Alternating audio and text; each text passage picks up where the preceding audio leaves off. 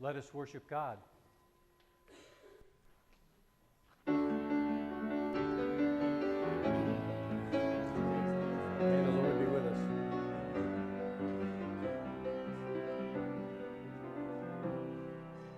Morning has broken like the first morning. That bird has spoken like the first bird. Praise for the singing, praise for the morning, praise for the springing, fresh from the word.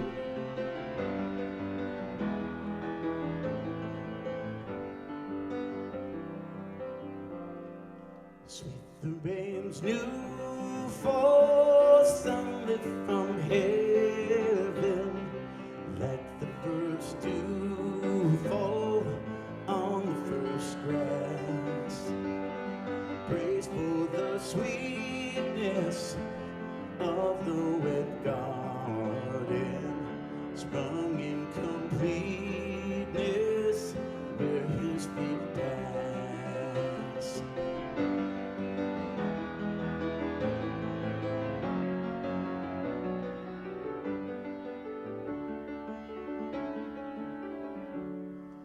Mine is the sunlight, mine is the morning, born of the one light, Eden saw play.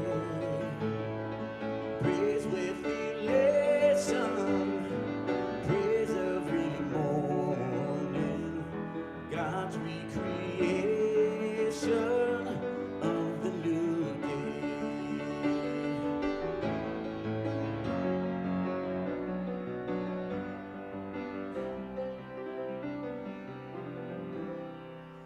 Morning has broken like the first morning. That bird has spoken like the first bird. Praise for the singing, praise for the morning, praise for the springing, fresh from the word.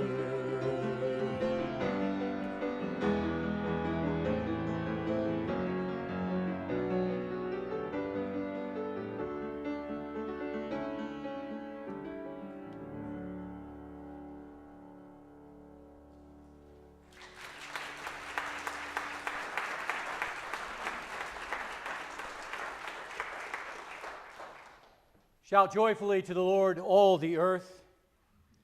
Serve the Lord with gladness and come before God with joyful singing.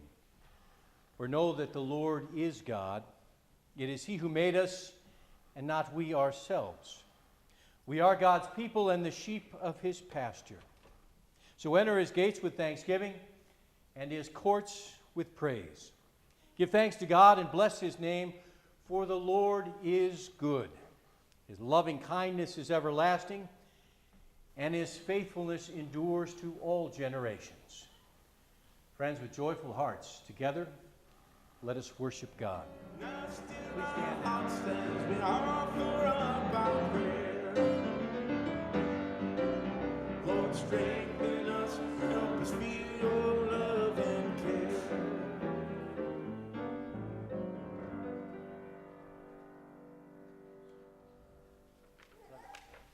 The way is a brief time during our service where we try and highlight the teachings of Jesus. And this morning, a brief thought. It's not on a specific teaching per se, but instead on how He communicated, how Jesus approached sharing His values. And frankly, how He shared what was important to Him and His values was radically different than the Hebrew faith He grew up in. If you think about the Hebrew faith, it's all about the law. You know, read the first few books of the Old Testament, Leviticus, for example. It's filled with laws and rules and moral practices. Think about Moses and how he communicated. It was all about laws and all about rules. 10 Commandments, right? In fact, if you were a Jewish rabbi in the first century during the days of Jesus, it's estimated that there were 600 rules, laws, and requirements that you had to fulfill on a daily basis just to start having a chance for God to be happy with you. 600. 600. And then comes along Jesus, a teacher, a rabbi in that tradition, but in a radically different way. His approach is completely different on how we humans are supposed to think about God, and in fact how God thinks about us. And the perfect example comes in the Beatitudes, the beginning of his teachings. Beatitude means blessing. And some would say that in Matthew 5, the Beatitudes, those 8 blessings which come in prose poem form, summarize the entirety of his Christian teachings. Here's what Emmett Fox offers in his book, The Sermon on the Mount, how different Jesus is. Jesus concerned himself exclusively with the teaching of general principles. And these general principles always had to do with mental states. For Jesus knew if one's mental state is right, everything else can be right too. Whereas if one's mental state is wrong, then nothing's going to be right. Unlike the other great religious teachers, Jesus gives us no detailed instructions about what we're to do and what we're not to do. He does not tell us when we should eat or when we should drink or when we should refrain from eating or drinking or carrying out certain practices or various ritual observances. Indeed, the whole current of Jesus' teaching is anti-ritualistic and anti-formalist. Understanding Jesus' thinking helps us unpack his teachings and his parables and his stories that he used to communicate his values. And so, for example, when he says in the Beatitudes, "Blessed are those who mourn," we read that, and first time through we can't help but pause. Blessed are those who mourn? Every one of us in this place is mourned. Why would we feel blessed when we mourn? Yet, as unpleasant as mourning is for us, think about your own life and those times that you've been in that place of pain and loss and suffering. For most of us, those are the times when we gain profound insights into God and who God calls us to be. Amen.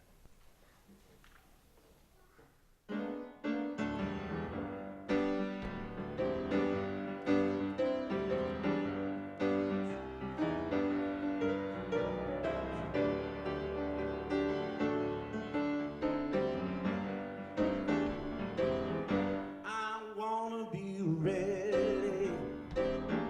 I wanna be ready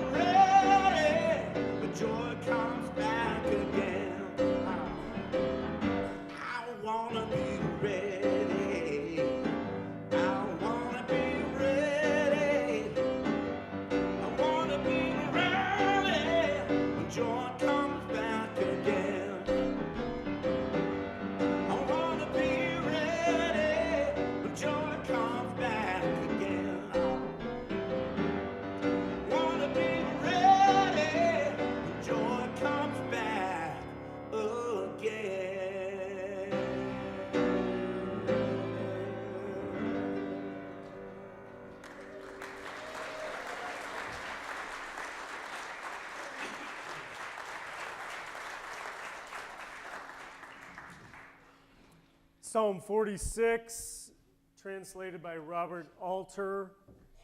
God is a shelter and strength for us, a help in straits readily found. Therefore we fear not when the earth breaks apart.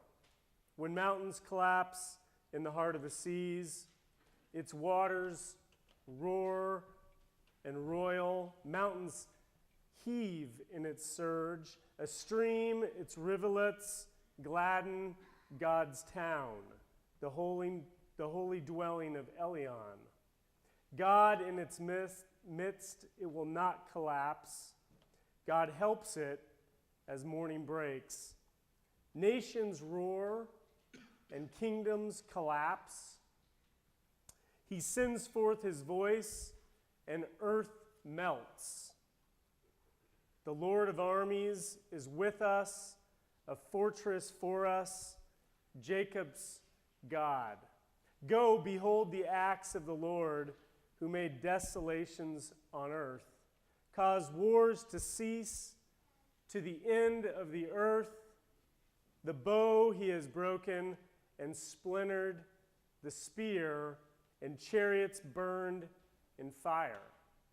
Let go and know that I am God.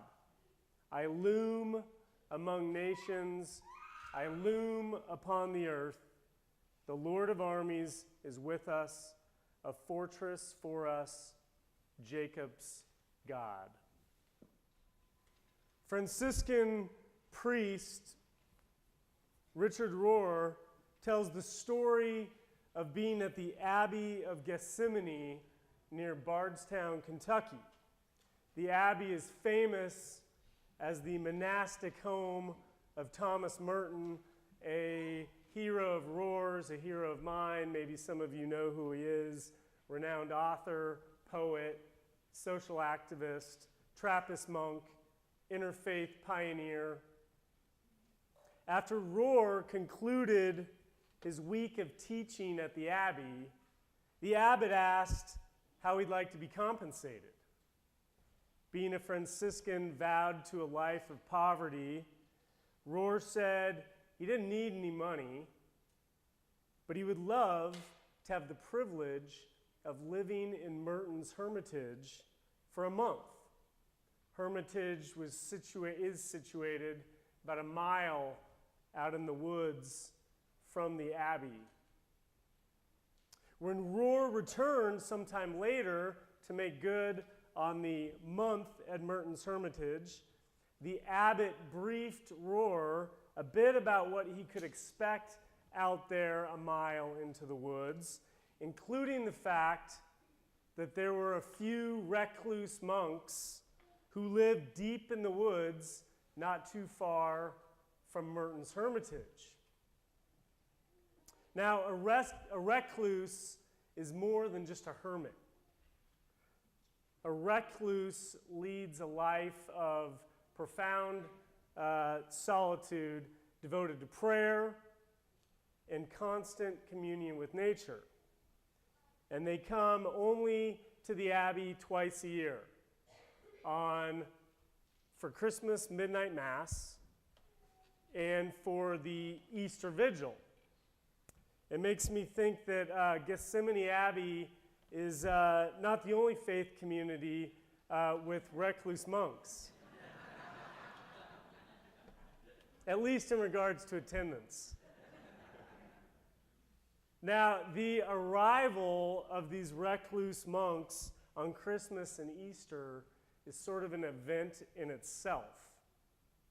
The monks of the Abbey, they're waiting to see these recluse monks arrive in the doorway, and they're waiting to see which ones have gone nuts, stark raving mad, and which one of them might be glowing with the presence of God.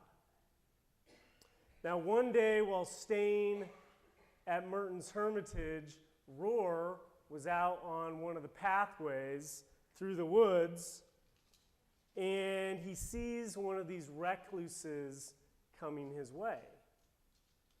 And sure enough, Rohr said, This one was of the glowing variety.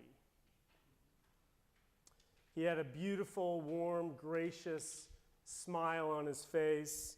And the recluse was actually the former abbot, one of the former abbots of the monastery.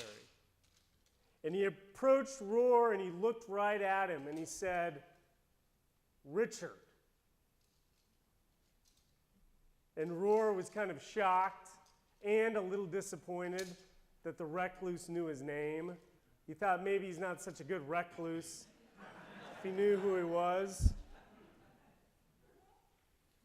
But he said, "Richard, you get to preach. You get to preach all over the world. I don't. Just please tell the people one thing."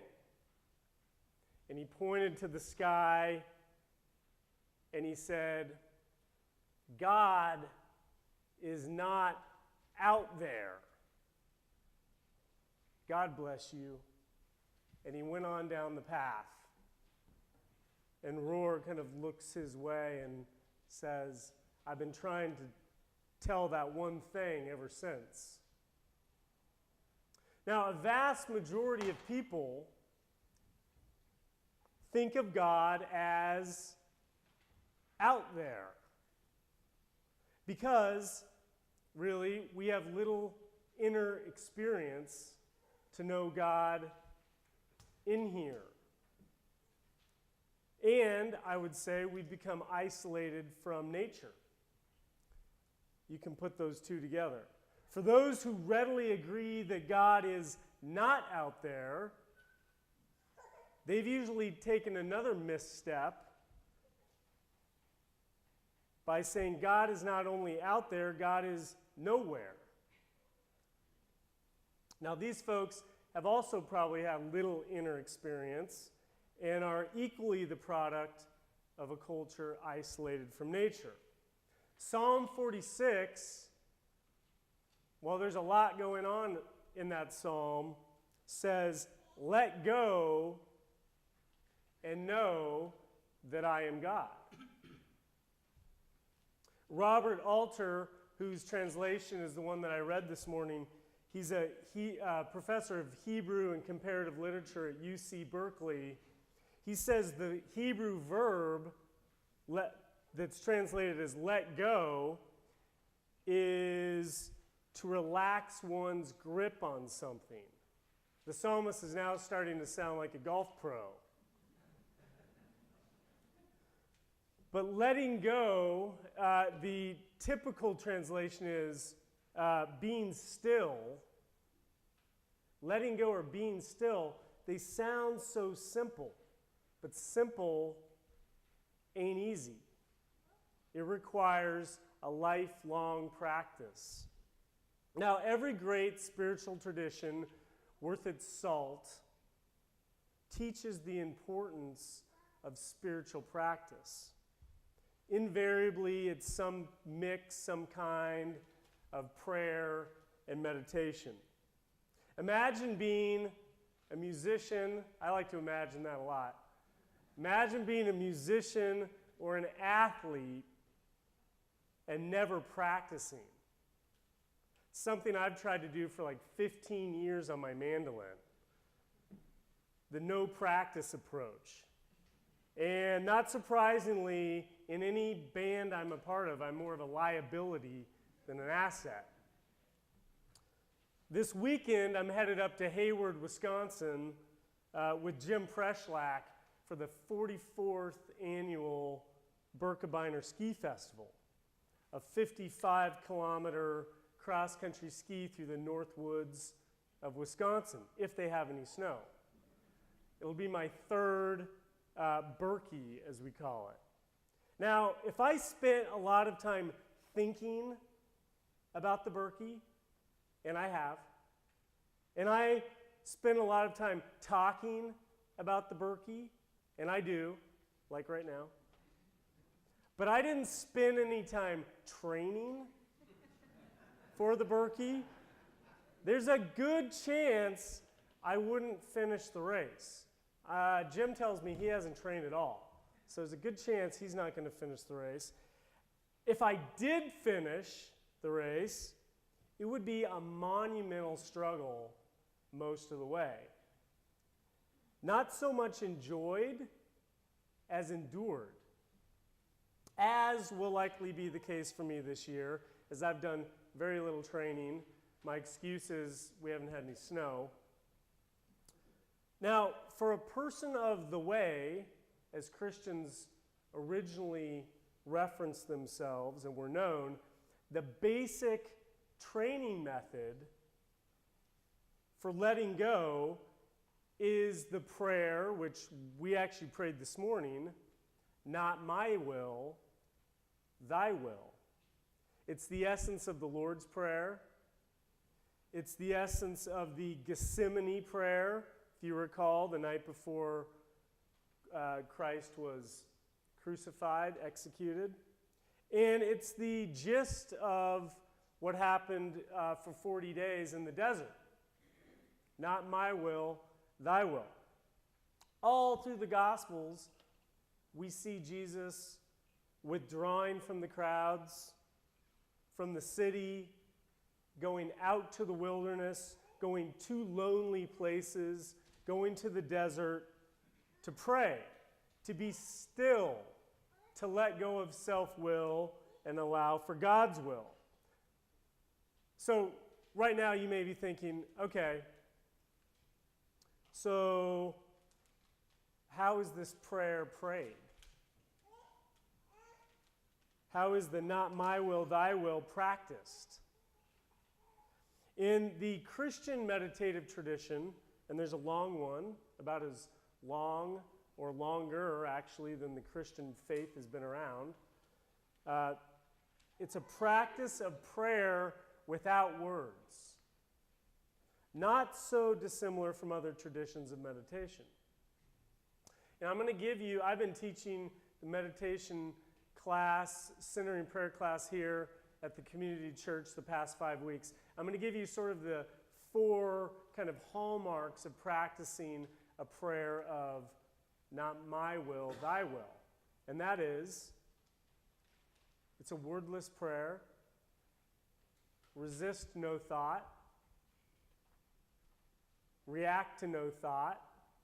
Retain no thought. And return. It's a practice of non-attachment. We get attached to ourselves and our thoughts pretty easily. And this is exactly where faith comes in. Trusting that as you let go of your thoughts, your agendas, your concerns, your small self, my small self, and all of its entanglements, and there are many,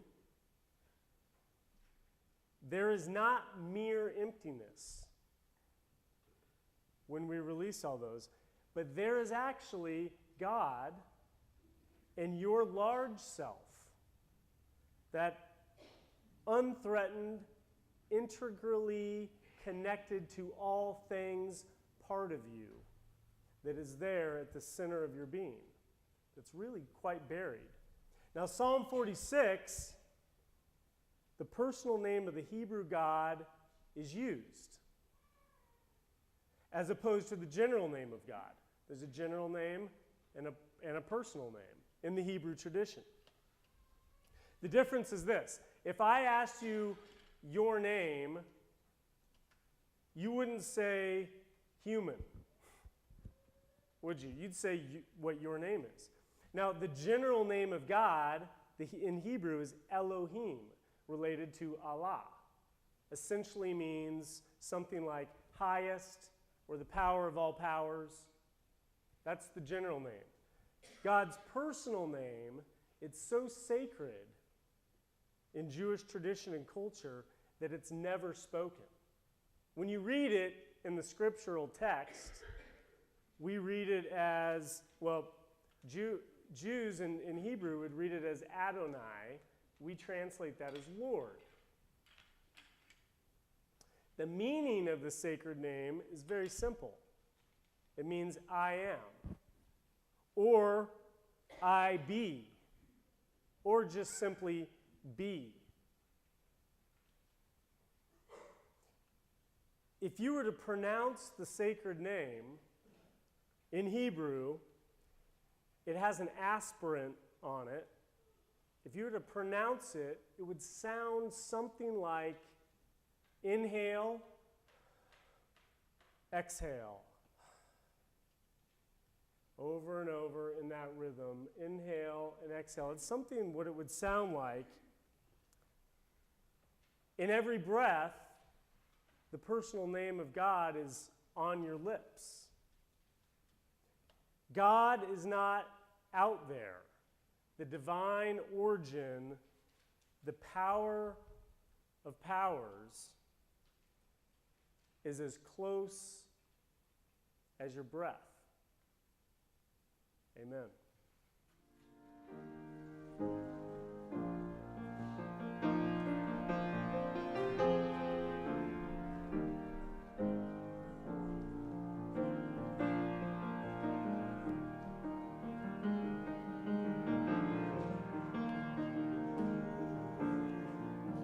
If I could send you an angel,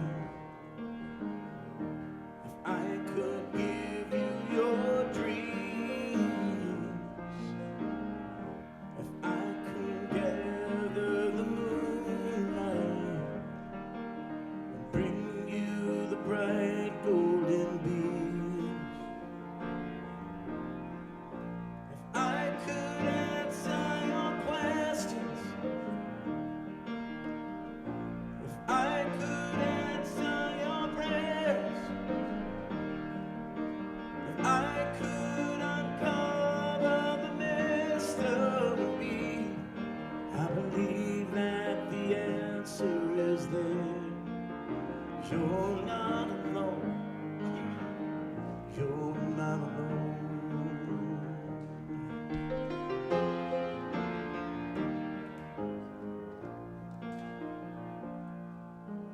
You need to open the floodgates. I would wipe away all of your tears.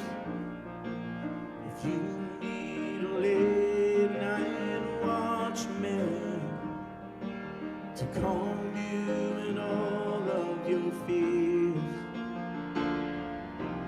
if you could ask some more questions, if you could pray some more prayers, if you could uncover the mystery, I believe that the answer is there. You're not alone. You're not alone.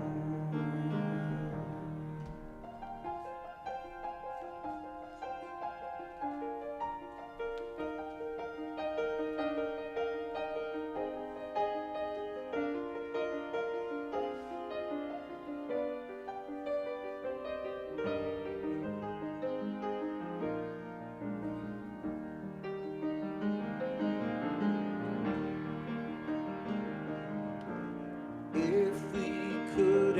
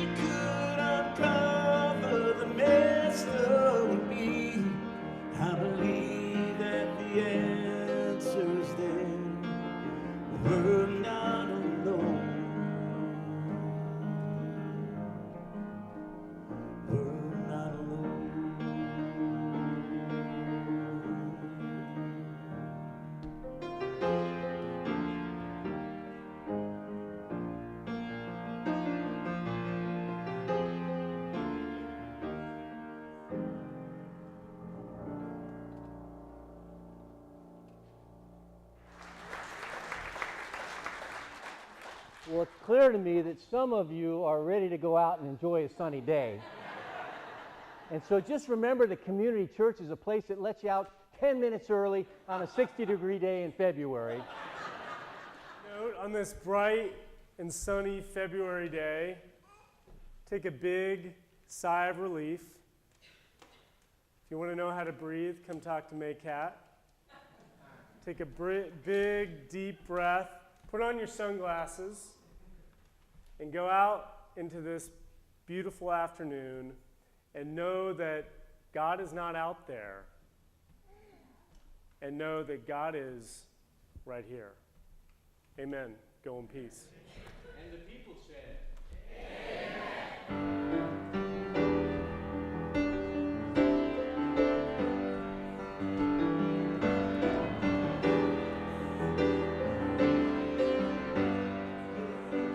People get ready, there's a train a-coming.